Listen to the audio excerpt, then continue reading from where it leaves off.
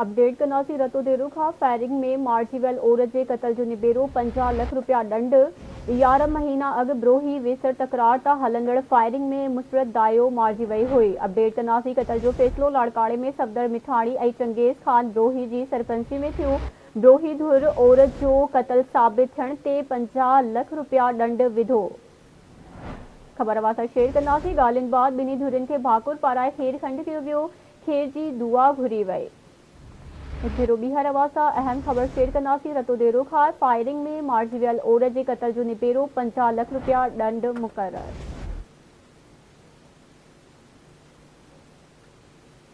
Update कंदासीं। 11 महीना अॻु ब्रोही वीसर तकरार तां हलंदड़ फायरिंग में मुस्बत दायो मारिजी वई हुई। कतल जो फ़ैसिलो लाड़काणे में सफ़दर मिठाणी ऐं चंगेज़ खान ब्रोही जी सरपंची में थियो।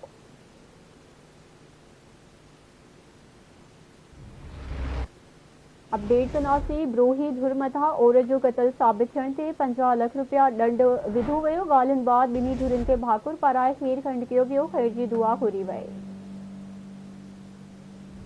तफ़सील मालूम कंदासीं। पहलवान जोयो खां कहिड़ा तफ़सील आहिनि, आगाह कजो।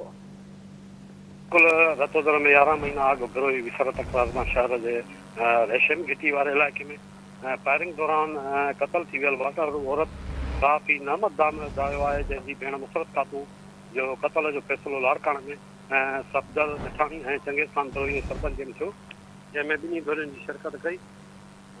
धुरियुनि जूं ॻाल्हियूं ॿुधण बाद ब्रोही धुर ते मक़तूल औरत जो कतल साबित थियण ते ब्रोही धुर मथां 50 लाख रुपया दंड मुक़ररु कयो वियो। दंड जी रक़म मां 10 लाख रुपया ब्रोही धुर खे माफ़ कया विया ऐं 2 लाख रुपया तॾहिं जा बख़्श कया विया। ब्रोहिनि 5 लाख रुपया मौक़े ते अदा कया। ब्रोही धुर दायम ॾांहुं मेण में खणी वेंदी ऐं सॼो बि बख़्शलाईंदी। दंड जी रहियल रक़म जेकी आहे उहा ब्रोही बरादरी पारां 2 क़िस्तनि में अदा कई वेंदी। ॻाल्हियुनि बाद ॿिन्ही धुरियुनि खे भाकुर पाराए खीर खंड कयो वियो ऐं आख़िर में करे दुआ पिणु घुरी वई। जी महिरबानी अवां जी अपडेट करण लाइ।